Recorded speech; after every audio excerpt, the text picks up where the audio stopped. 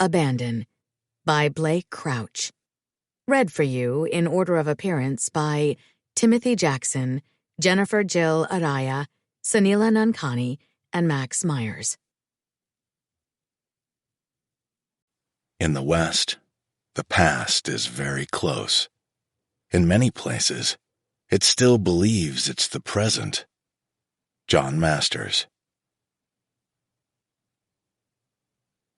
Thursday, December 28th, 1893. Wind rips through the crags 1,000 feet above.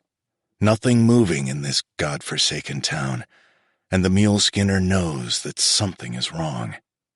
2 miles south stands Bartholomew Packer's Mine, the godsend, a 20-stamp mill that should be filling this box canyon with the thudding racket of the rock crushers pulverizing ore. The sound of the stamps in operation is the sound of money being made, and only 2 things will stop them: Christmas and tragedy. He dismounts his albino steed, the horse's pinked nostrils flaring, dirty mane matted with ice. The single-rig saddle is snow-crusted as well, its leather and cloth components, the mochila and shabrak, frozen stiff. He rubs George's neck, speaking in soft, low tones he knows will calm the animal, telling him he did a good day's work and that a warm stable awaits with feed and fresh water.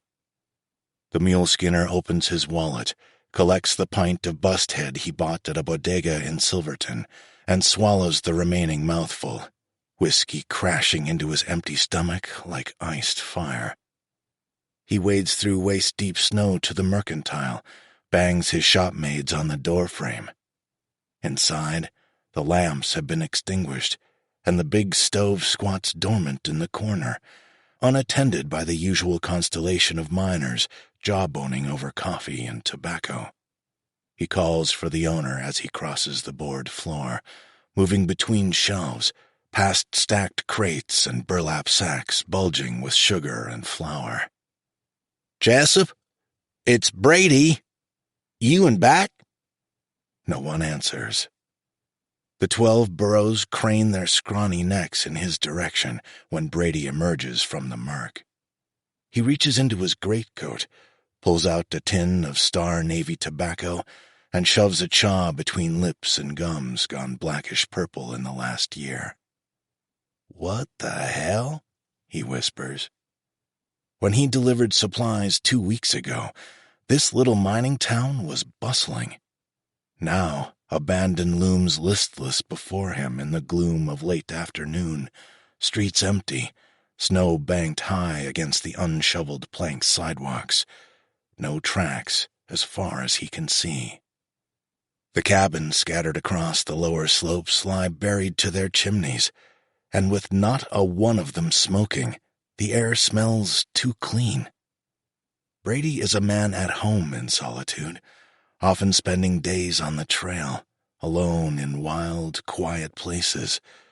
But this silence is all wrong, a lie. He feels menaced by it, and with each passing moment, more certain that something has happened here. A wall of dark clouds scrapes over the peaks, and snowflakes begin to speck the sleeves of his slicker. Here comes the wind. Chimes clang over the doorway of the murk. It will be night soon. He makes his way up the street into the saloon, still half expecting Joss Maddox, the striking barkeep, to assault him with some gloriously profane greeting. No one's there. Not the mute piano player, not a single customer. And again, no light from the kerosene lamps, no warmth from the pot-bellied stove. Just a half-filled glass on the pine bar, the beer frozen through. The path to the nearest cabin lies beneath untrodden snow, and without webs, it takes 5 minutes to cover 100 yards. He pounds his gloved fist against the door. No one answers. The latch string hasn't been pulled in, and despite the circumstance,